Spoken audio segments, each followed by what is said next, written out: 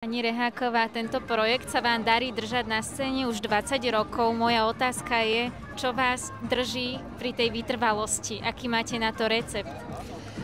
No tak nebola žiadne modné prehliadky neboli pred tými 20 rokmi.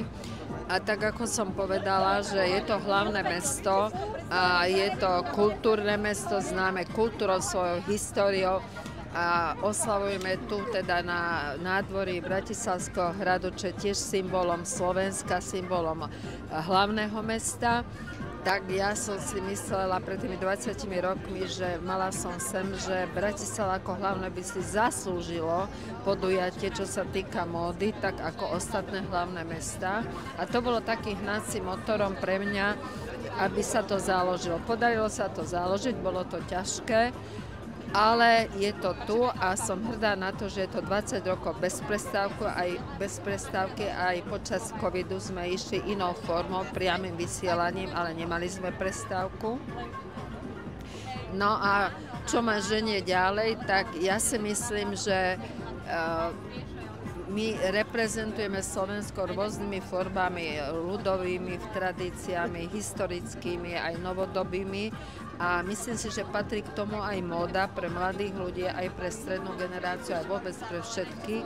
A myslím si, že aj bratislavské módne dni vyprodukovali už takú základnú, takú stálu základnú slovenských módnych tvorcov, ktorí môžu teda vycestovať aj do zahraničia, aj chodia a dobre reprezentujú Slovensko.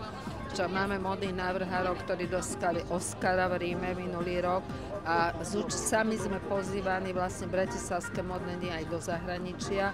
Boli sme v New Yorku, v Londýne, v Ríme.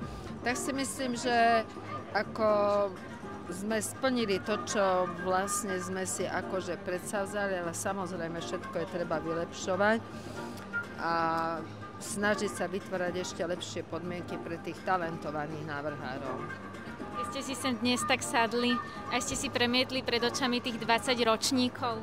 No premietla som si, keď tá prvá kolekcia, prvý ročník bol, tak si pamätám, že to zošitie bolo všelijaké, krčilo sa to. Dneska sú to profesionálne ako ušité šaty a musím povedať, že fakt človek je hrdý na tých slovenských návrhárov.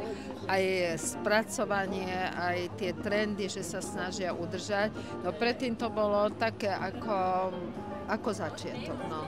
Tak je samozrejme, že sa to posunulo a verím, že sa posunie aj v budúcnosti.